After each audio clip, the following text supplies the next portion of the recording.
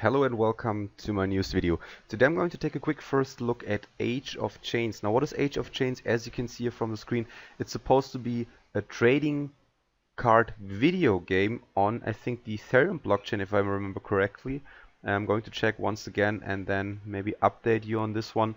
But the website itself definitely looks quite interesting in my opinion. Now the font is a little bit difficult to read, so please I apologize for that if I have some troubles going through the information. Welcome to Age of Change. A galactic adventure in a decentralized future awaits you. We are building a blockchain-based trading card video game. Collect cards to help realizing this endeavor. Is it Endeavor? I never quite know how to pronounce that word. And become a master within the Age of Chains universe. In decentralized future, blockchains prosper.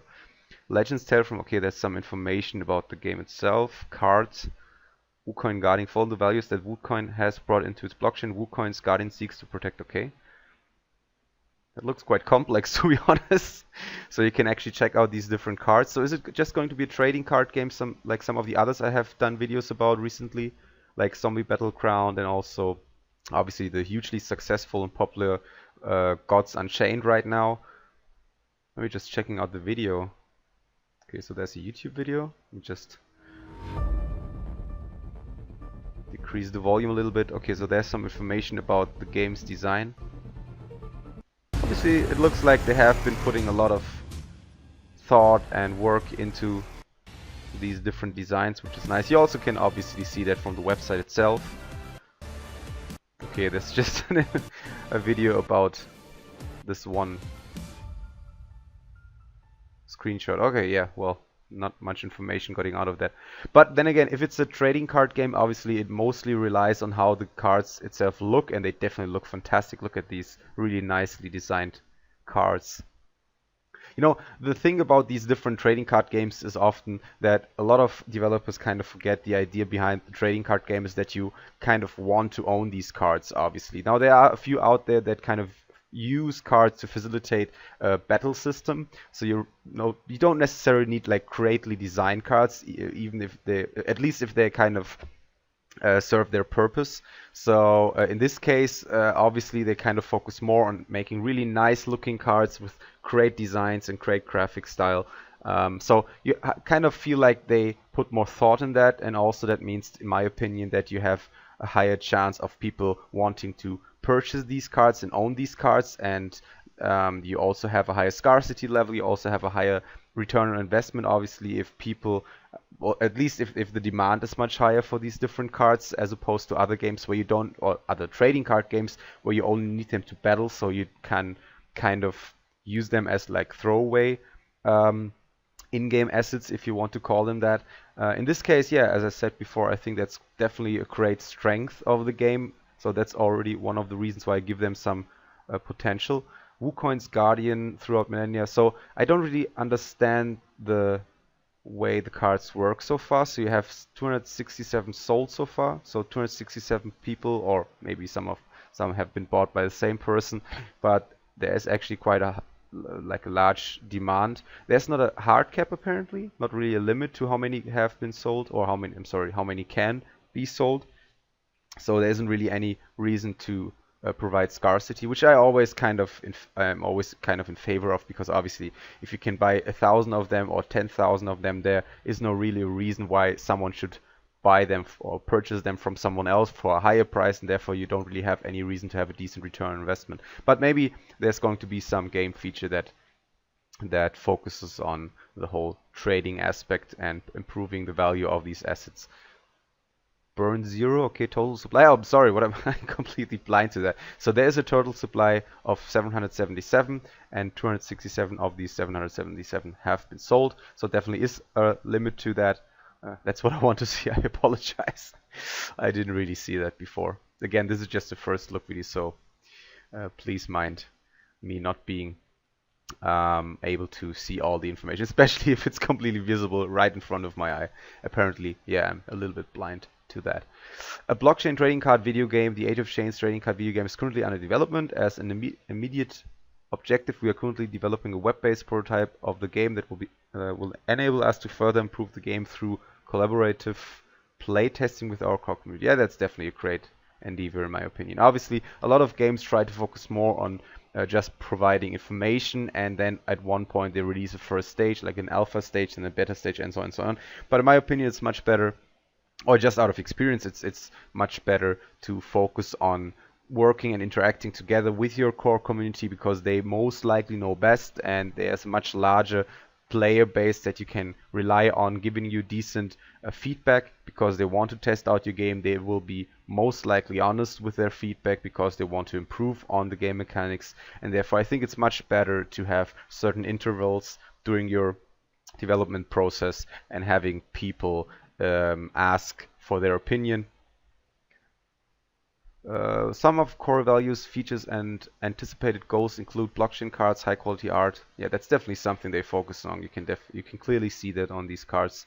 I really like that idea, to be honest, because there have been like how many videos did I do on different trading card games? 10, maybe even 20. There have been a lot of trading card games, and that doesn't even include all the crypto collectible games as well, that also kind of fall into the same niche to some degree. Yes, you don't really have any kind of cards, but you also have crypto collectible assets, and they function the same way. Maybe there are cats like crypto kitties, maybe there are robots like crypto bots. But again, if you have some uniqueness, definitely focus on that and kind of make that your USP, as Age of Chains does it. Under promise and over deliver. Well, hopefully that's going to be true. A lot of game developers in the blockchain crypto space actually say so. Oh, the thing that I haven't mentioned yet, or have I mentioned it before? I think, yeah, I mentioned that I think it runs on the Ethereum blockchain, but I'm not too sure, to be honest. Maybe there's some information I can get that out. Let me just quickly check. No mention of Ethereum, okay. Oh, on the Bitcoin blockchain. That's interesting. Okay, so it's running on the Bitcoin blockchain. Now I'm intrigued. How are they going to do that on the Bitcoin blockchain? Maybe they're also going to shift. Don't know. Maybe someone in the comments below can shed some light on that. Maybe someone has more information about Age of Chains. Now, what I know about this game, it has been out, or not out, but in development for quite some time. So the game's website itself has been out for quite some time, at least comparatively to a lot of other crypto and blockchain games in the space. So maybe there are some people that actually have more information about the game. 300 cards by release, okay. So there are definitely going to be enough options to actually enjoy and play the game and trade with others. I don't know, I kind of get the feeling that they focus more on trading these cards and holding these cards and having ownership over like some really decent artwork, and less on actually using them to play against each other. Again, like games like Hearthstone doesn't run on any kind of blockchain, but it kind of shows that you don't really, as I said before, you don't really need the cards to hold them. Yes, you do, but you kind of more likely use them as a means to enjoy and play the game. Well, in this case, it kind of feels more like Magic the Gathering. I don't know if you've played it before, even as a paper version, where you kind of feel like you want to own these cards because they look really nice, they feel unique. And you don't, yeah, obviously you also want to use them to play against each other, but you also kind of want to hold them and you just want to collect them, essentially. I can actually click on all cards. So we have Series 1 and Series 2. Oh, look at these gorgeous artworks. Damn, they look amazing. Wow, that looks really cool. Star Jumper, Hope of, okay, Battlefield Harvester card. Yeah, I definitely see some potential in this game, because yeah, most of the other trading card games don't focus on these kind of stylized artwork graphics at all, and that's definitely something that Age of Chains can excel at, in my opinion. That's really cool. So yeah, definitely intrigued, in my opinion. Going to check out the different cards and how I can purchase them. Can I purchase them? Oh, I can actually buy them. Okay. Wow, that's a huge supply. 444,000 without anyone having purchased them before. Well, maybe that's because it's out of Series 2, and I guess that's the newer one. And right now, the interest in cryptocurrency games has been plummeting a bit. Maybe it's going to increase again once the whole cryptocurrency space also picks up attention. I guess that's going to happen like around September to New Year, hopefully. Do you actually see any kind of information about what the cards can do, or is it still in development? Does anyone know?